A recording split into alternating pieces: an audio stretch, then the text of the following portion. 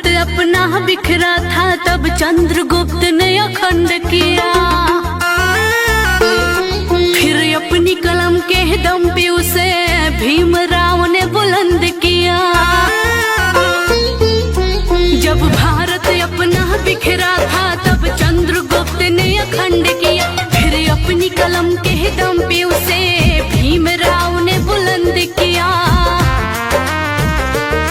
उस देश के कुर्सी पे अब तो ऐसा ठग है बैठा। उस देश के कुर्सी पे अब तो ऐसा ठग है बैठा। जो देश को ऐसे बेच रहा कि नाम पड़ा विक्रेता। वो चाय बेचते बेचते अब बन गया देश विक्रेता। आया देश विक्रेता, देखो आया देश विक्रेता।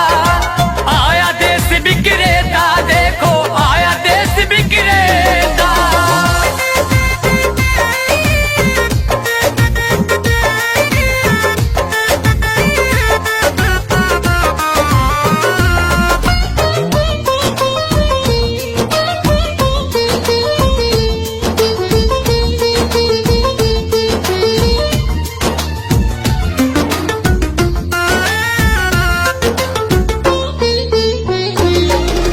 काला धन लाऊंगा कह के भारत का कोष भी साफ किया। श्रमिकों को भूखे मार रहा, धनिकों का कर्ज भी माफ किया। काला धन लाऊंगा कह के भारत का कोष भी साफ किया। श्रमिकों को भूखे मार रहा, धनिकों का कर्ज भी माफ किया। धनिकों का कर्ज भी माफ किया। धनिकों का कर्ज भी माफ किया। लाखों का सूट पहन के भी खुद को फकीर है कहता। जो देश को ऐसे बेच रहा कि नाम पड़ा विक्रेता।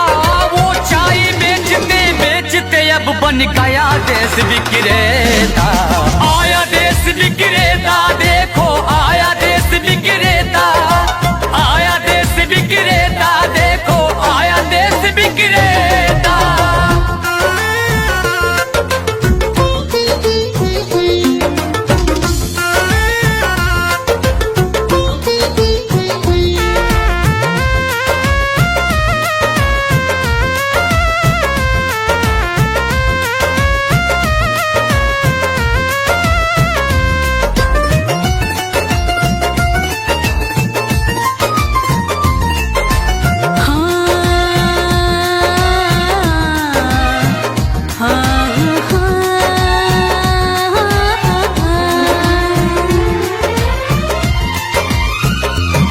मीडिया तो उसके जूते का कैसा है स्वाद बताती है। जब जब चुनाव हो तब उसको माँ की याद आती है। मीडिया तो उसके जूते का कैसा है स्वाद बताती है।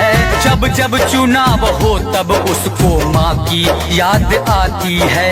माँ की याद आती है। माँ की याद आती है। किसी का संग दिल पति है तो वो किसी का मतलबी बेटा। जो देश को ऐसे बेच रहा कि नाम पड़ा विक्रेता। वो चाय बेचते बेचते अब बन गया देश विक्रेता। आया देश विक्रेता, देखो आया देश विक्रेता। आया देश विक्रेता, देखो आया देश विक्रेता। जब भारत अपना बिखरा था तब चंद्रगुप्त ने अखंड किया। फिर अपनी कलम के दम पे उसे भीमराव ने बुलंद किया। उस देश के कुर्सी पे अब तो ऐसा ठग है बैठा। उस देश के कुर्सी पे अब तो ऐसा ठग है बैठा। जो देश को ऐसे बेच रहा कि नाम पड़ा विक्रेता। वो चाय बेचते बेचते अब बन गया देश विक्रेता।